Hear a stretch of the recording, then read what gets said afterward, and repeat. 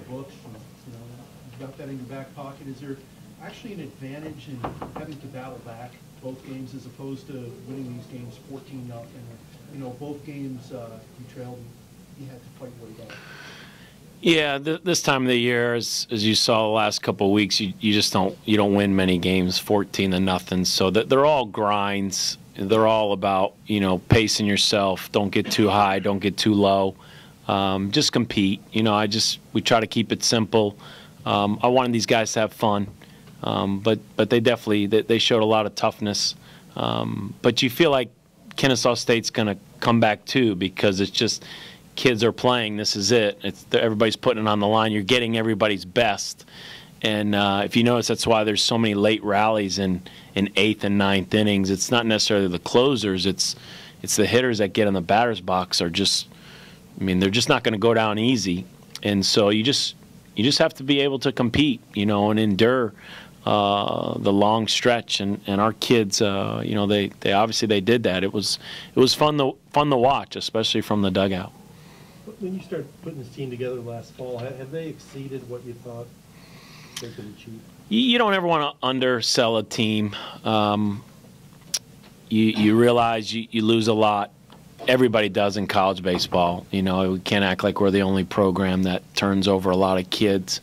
But I did a couple years ago when we had 9 players in the Cape Cod League, and Arizona took it to us in that regional out there, and Arizona went on to win a national championship. I did go up to the Cape, and I sat down with that group, and I just challenged them. We're close. We have to get over the hump. We have to be better than in Arizona.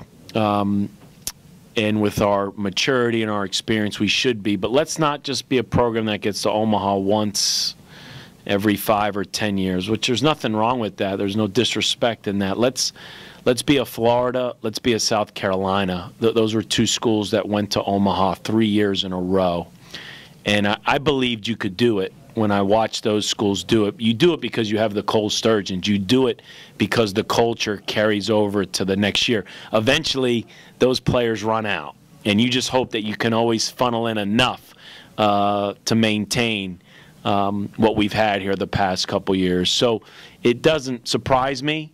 And when we were preseason ranked in a lot of the polls, we did have just enough star power with Birdie and Funk and Kidston and guys like that. And then you had the 5 seniors that I just saw great leadership in the fall. And like Cole said, even though we lost a lot, we had 19 returners. So, Zach Lucas wasn't an everyday player last year. He had his struggles. This year he's an everyday player. And Alex Chittenden stepped up. And we had the 2 catchers back in Gibby and Crane. So, you just take it year to year. But you always got to be careful as a coach. You don't ever want to undersell a team, because you want to make sure they believe that they can win a national championship. So much about culture. How much is the fan culture a part of this? Oh, like Cole said, I learned from Skip Bertman at LSU, that he had talked about educating the fans and giving it time, and how you can control the culture. You got to get good players, and you got to win first. But over time, great fan bases just didn't come out of nowhere. Our basketball fan base is what it is because of the history, because of the success we've had in basketball.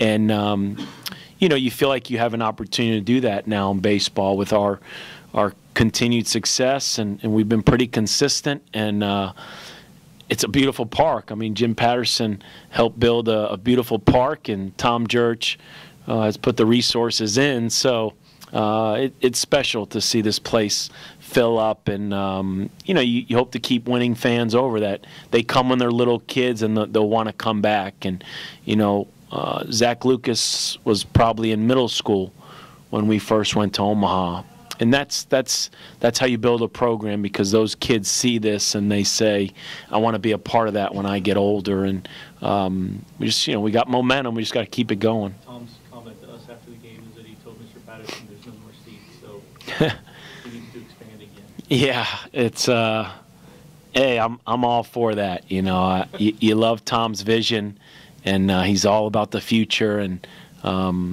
you know, I just feel blessed that that I'm here and getting to work for a special AD, a guy who loves baseball. For the players who picked it all out last year, do you feel like there are lessons learned from that experience? I think we're all better. I think as coaches, we just feel a little more comfortable. Maybe areas where we pushed buttons last year, you do a couple different things. But you can't beat yourself up because you realize there's 8 great teams in Omaha, and 2 of the 8 are going 0-2, and the other 2 are going 1-2. Half the field in Omaha is going 2-8. 4 of the best teams in the country. So you can't beat yourself up, but you try to learn. You learn from your experiences there, and you grow, and hopefully you do a better job. Does it change, or should it change your program to go back-to-back years? I think it says a lot, you know, about the Cole Sturgeons and the Jeff Gardners and the Alex Chittendens and the Kyle Gibsons and the Shane Cranes and all the juniors, of course. We have to take advantage of this. We have to take advantage of being comfortable and learning from last year. You know, last year, of course, was our first year at TD Ameritrade, and it was different because the other group played in Rosenblatt. So we have to take advantage of the momentum and the opportunity we have. Well, you think you have tomorrow off, or what's your next step as you prepare? No, we'll have chapel tomorrow afternoon, and we'll probably work out in the weight room. And we said it on the field. You know, I thought last year it was such an emotional win in Nashville, arguably the best team in the country at the time. It took a lot of emotion out of me. I mean, I was drained by the time I got back to Louisville, and we had the right mindset. I mean, we were going to Omaha to win a national championship, but again, I just thought, you know, we were mentally a little fatigued. This group seems to be a little more prepared to turn the page and get right back to business tomorrow, because I guess we're going to play the winner of Vanderbilt and Stanford. And, you know, our bracket, again, it'll be the 8 hottest teams in the country. So, you know, we're gonna stay focused, and as we always say, let's not get too giddy. Enjoy it with family and friends, but you know, let's stay in the moment, stay focused, turn the page, and get ready to go tomorrow. You know, being undefeated in the regional and the super regional, and being able to turn the page so quickly, what does that say about this team? They're very focused. Got great leadership. You know, I pray every day that God gives me the wisdom and the strength to coach these kids. And sometimes you could feel the presence of step back, just let them go. You know, you don't always have to bunt. You don't always have to steal. Sometimes just step back and let them play. And just trusting them, just trusting this team. Great leadership. And, you know, that I pray that there's humility.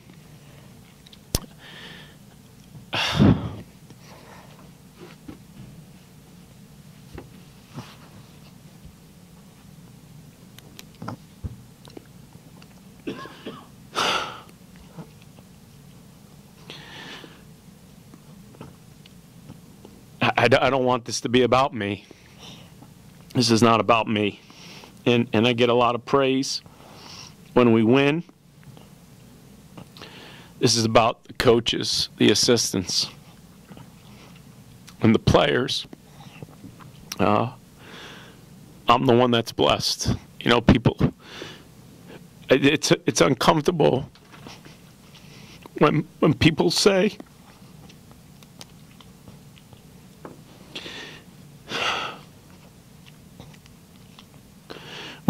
I'd take these kids to Omaha, because I don't. They take me. The 07 team took me. And it's uncomfortable as a coach when people introduce you as that. I feel very blessed, and as you can tell, very emotional that I get to be around these kids. because it's fun. And that my prayer is that I don't take it for granted, that I enjoy it, and that I have peace about these games. And sometimes you just got to stay out of their way. Just let them play. And I'm sorry to get emotional, but again, they're tears of joy. This is special, really special for the kids and their families and their friends. And it's a good feeling because I feel more prepared now.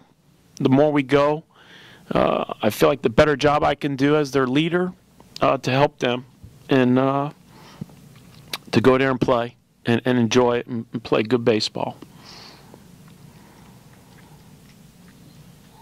I hate to shift from obviously the emotional topic, but you had mentioned last night that you were concerned about facing Bergen the way he had been pitching. What do you think your guys were able to do to kind of get to him and rattle him a little bit? You know, we felt like he had pitched a lot. He was such a key part of their regional win, and he had to pitch twice last weekend. And you saw what happened to Funkhauser last night, and the adrenaline and the emotion, and seems a little more difficult. If you've watched these regional games on TV, there's a lot of stars maybe getting knocked out earlier than they're used to. And so, you know, you just felt like if we could just compete and have good at-bats, that we'd be able to get to them. But again, you know, in the back of our mind, I've seen them go 8 innings and give up 1 run against an Alabama and really good teams. And so you don't know. I mean, you just run out there and compete and just trust your kids and play the game. And obviously, offensively, we did a good job tonight. You said you were a dog pile kind of guy. After the regionals last week, when they didn't dog pile, you said, okay, that's their choice. Were you surprised that they dog piled? Honestly, I didn't even know. I was hugging my coaches. I was hugging Tom Jurich. I was looking for Julie, my wife. I didn't even know, honestly. I hate it because I normally don't get to see the dog pile in person because I'm hugging other people in the dugout. I get to see it on video, which is always fun. But I don't blame them one bit, you know, for dog piling. Omaha is man, it's a special thing. And you know, like I tell the kids, I mean, it's a privilege to get an opportunity to go there. So I know they have the right mindset, and they should dogpile. And then we turn the page and we get back to work tomorrow.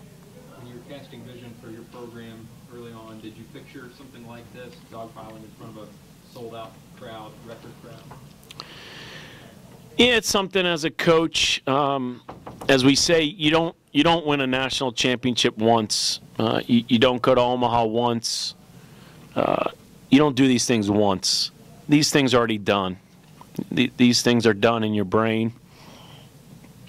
For me, these things are done when I go jogging.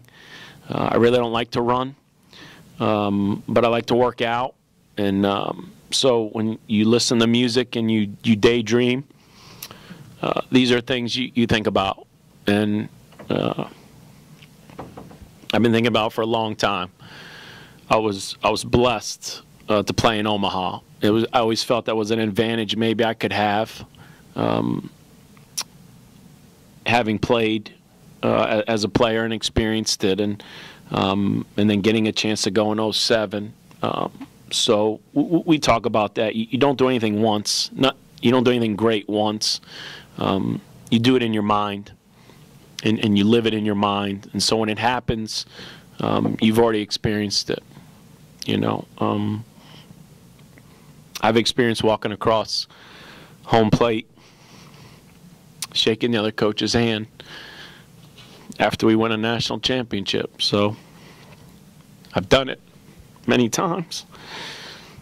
So I'm ready for it to happen in real life. What has Anthony Kidston's road been like the last year? Yeah, like Cole said, it's a super competitive kid. Came in here, had some back issues, fought back, got strong, was having a great freshman year, then had the shoulder issues. Then didn't get to go to the Cape Cod League like he was supposed to, and had to rehab all fall and not start off the year in the rotation. And but everybody knows his makeup, his toughness. They asked me on the broadcast in the 5th inning, I really tipped my hat to Kennesaw State. I hadn't seen many teams hit Anthony like that. I don't know if he was around the zone a little too much. He's normally not around the zone as much, and he gets you to chase.